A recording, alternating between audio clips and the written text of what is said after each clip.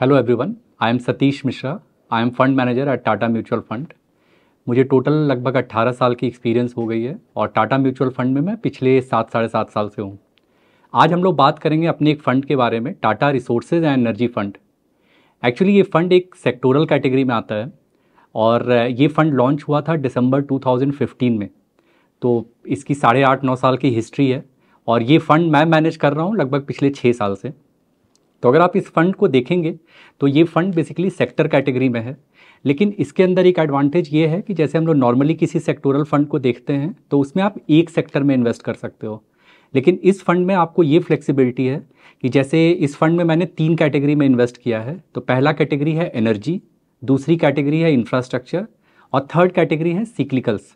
तो इसको मैं और सिंप्लीफाई करता हूँ। जैसे एनर्जी की जब हम लोग बात करते हैं तो आप पावर, ऑयल एंड गैस, इस तरह के जो बड़े सेक्टर्स हैं जिससे आपको एनर्जी मिल रही है किसी भी फॉर्म में, चाहे वो इलेक्ट्रिसिटी हो चाहे फ्यूल एनर्जी हो, तो उसको हम लोग एनर्जी कैटेगरी में इन्वेस्ट करते हैं। इंफ्रास्ट्रक्चर के अंदर हम लोग सीमेंट में इन्वेस्ट करते हैं और कई इंडस्ट्री इस तरह की होती है जो कि ग्लोबल डायनामिक से या सप्लाई डिमांड सिचुएशन से वो सिक्लिकल होती हैं, तो एक पोर्शन हम लोग अपना उस सिक्लिकल में भी इन्वेस्ट करते हैं।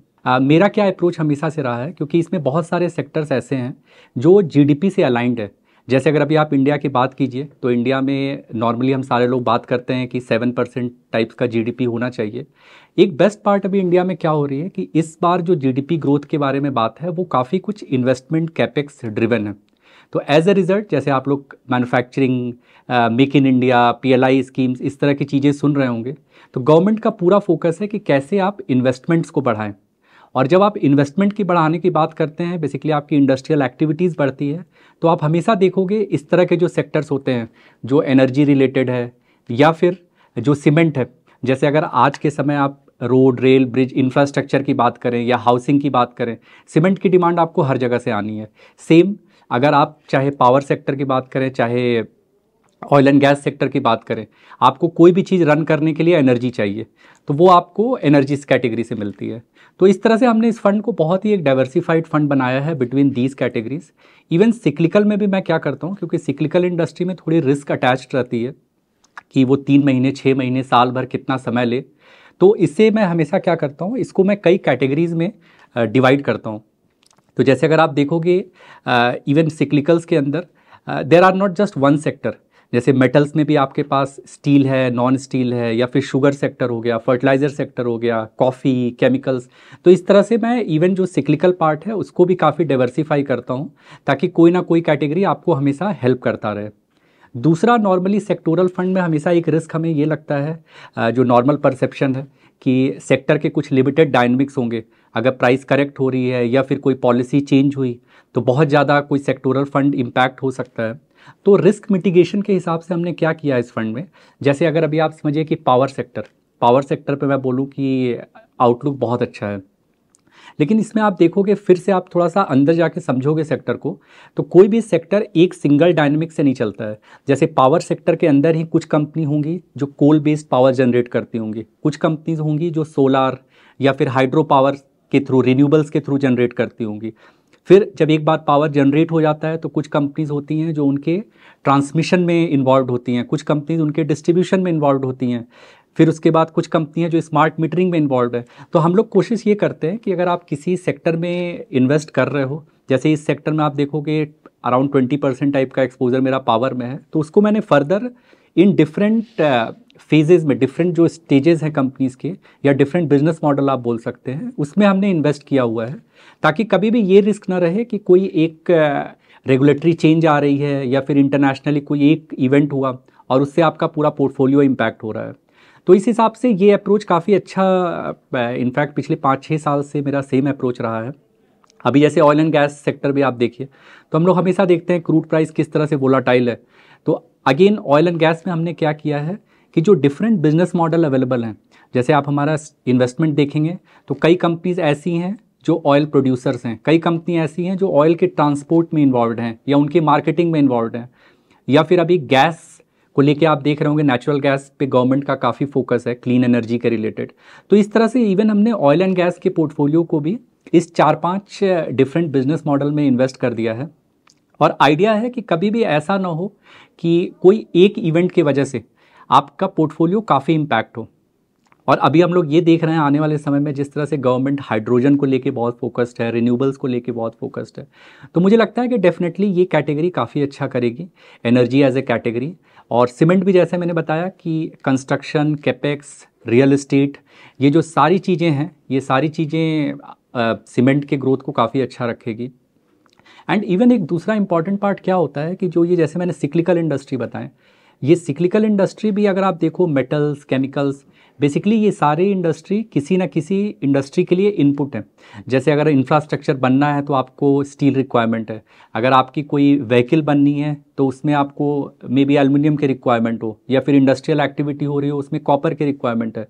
सेम अगर आप चाहे आपकी टेक्सटाइल प्लांट हो, चाहे फार्मा प्लांट हो, इलेक्ट्रॉनिक्स प्लांट हो, आप देखोगे बहुत सारी केमिकल्स वहाँ रिक्वायर्ड होती है। तो इवन ये जो सारे सिक्लिकल सेक्टर्स भी हैं, इनका डिमांड भी बहुत अच्छा रहेगा। अगर हम लोग बात कर रहे हैं कि 7% अपना जीडीपी ग्रोथ रहेगा, तो मुझे लगता है कि ये कैटेगरी आप बिल्कुल इसको देख सकते हैं। ये इंडिया के जीडीपी ग्रोथ से बिल्कुल अलाइंड है। और अगला 5-10 साल का व्यू देखो तो इंडिया, बड़े इकोनॉमीज़ में India will be one of the largest, one of the you can say strongest growing economy. अगर आप 6.5-7% की भी जीडीपी ग्रोथ बिल्ड करते हैं तो अगले 8-10 साल में आपको बहुत अच्छा रूम है कि इस तरह के कैटेगरीज़ में आप इन्वेस्ट करके पैसा बना सकते हो। और जैसे मैंने बताया कि इस फंड की एक हिस्ट्री है, जैसे अगर आप 8.5-9 साल हो गई है इस फंड को, इवन आप सिंस इंसेप्शन भी देखेंगे तो इस फंड ने काफ़ी अच्छा डिलीवर किया है। 18-19% का CAGR है, इनफैक्ट नियर टर्म में तो काफ़ी अच्छा है। लेकिन इस तरह के फंड्स को अगर आप लॉन्ग टर्म के प्रोफाइल से देखते हो तो ये बहुत अच्छा है। दूसरा, जैसे मैंने बताया कि हम लोग हमेशा जब फंड मैनेज करते हैं तो एक रिटर्न के साथ एक रिस्क हमारा बहुत बड़ा क्राइटेरिया रहता है। तो उसके लिए भी जैसे टाटा म्यूचुअल फंड, हमारे यहाँ टीम है, रिसर्च एनालिस्ट की टीम है, फंड मैनेजर्स की टीम है। हम लोग प्रॉपर फंडामेंटल रिसर्च करते हैं, पूरे स्टॉक्स को अच्छे से समझ के फिर उसमें इन्वेस्ट करते हैं। और हमारा अप्रोच नॉर्मली जो होता है वो ग्रोथ एट रिजनेबल प्राइस का होता है। तो इवन इस पोर्टफोलियो में भी आप देखोगे जो स्टॉक्स हैं वो या तो ग्रोथ एट रिजनेबल प्राइस या फिर वैल्यू स्टॉक्स। कभी भी हम कोई ऐसा स्टॉक नहीं लेते जो बहुत हाई वैल्यूएशन पे है। तो उससे क्या होता है कि आपको एक कंसिस्टेंट रिटर्न मिलता है और वोलेटिलिटी रिड्यूस होती है, जो कि आप इस फंड के पिछले 8-9 साल के परफॉर्मेंस में देख सकते हैं। तो मुझे लगता है कि इंडिया के लिए at this point of time, जिस तरह से हम लोग स्ट्रॉन्ग जीडीपी ग्रोथ की बात कर रहे हैं, कैपेक्स साइकिल की बात कर रहे हैं, तो ये सारी कैटेगरीज अच्छी करनी चाहिए। और म्यूचुअल फंड की एक सबसे ब्यूटी क्या है कि इसमें आप वेरी इजी टू इन्वेस्ट, आप 100 रुपये से SIP चालू कर सकते हैं। खरीदना बेचना is just a click of a button away. तो ईज़ ऑफ डूइंग में इससे बेटर कुछ भी नहीं है। और मुझे लगता है कि कभी भी जिस तरह का वेल्थ जनरेशन आप लॉन्ग टर्म में कर सकते हैं म्यूचुअल फंड के थ्रू, हमारे पास हिस्ट्री है। इवन अगर आप शुरू से भी देखो तो 13-14-15% की ग्रोथ आपको मैक्सिमम फंड में, इवन लॉन्ग टर्म में भी आपको मिली है। तो मुझे लगता है कि इसको आपको लॉन्ग टर्म पर्सपेक्टिव से बिल्कुल देखना चाहिए। ये प्रोडक्ट SIP के लिए भी अच्छा है, लमसम के लिए भी अच्छा है। और किसी भी कंट्री में अगर आप 6.5-7% जीडीपी ग्रोथ की बात कर रहे हैं तो आप बाय डिफ़ॉल्ट देखोगे ये सारे सेक्टर्स को अच्छा करना होगा, तभी उस तरह की ग्रोथ पॉसिबल है। तो मुझे लगता है आप लोग इसको देख सकते हैं, अपने एडवाइज़र से भी आप इसके बारे में बात कर सकते हो। और इसका एक ट्रैक रिकॉर्ड है, और जैसे मैंने बताया कि पिछले 5.5-6 साल से मैं ही इसे मैनेज कर रहा हूँ। तो जो भी मेरा स्टाइल मैंने अभी बताया वो पिछले 5-6 साल से आपको उसके परफॉर्मेंस में दिख सकता है। बट वन मैसेज इज़ कि हमारे मार्केट में कभी भी मार्केट को टाइम करने की कोशिश मत कीजिए। हमेशा अटेम्प्ट रखिए कि आप जितने समय मार्केट में बिताते हैं, आप जितना समय मार्केट में बिताएंगे, अगर जीडीपी ग्रोथ 7% है तो आप बाय डिफ़ॉल्ट देखेंगे कि लंबे समय में आप बहुत अच्छा पैसा बनाएंगे। समय देने के लिए धन्यवाद। Thank you. Investments in the securities market are subject to market risk. Read all the related documents carefully before investing.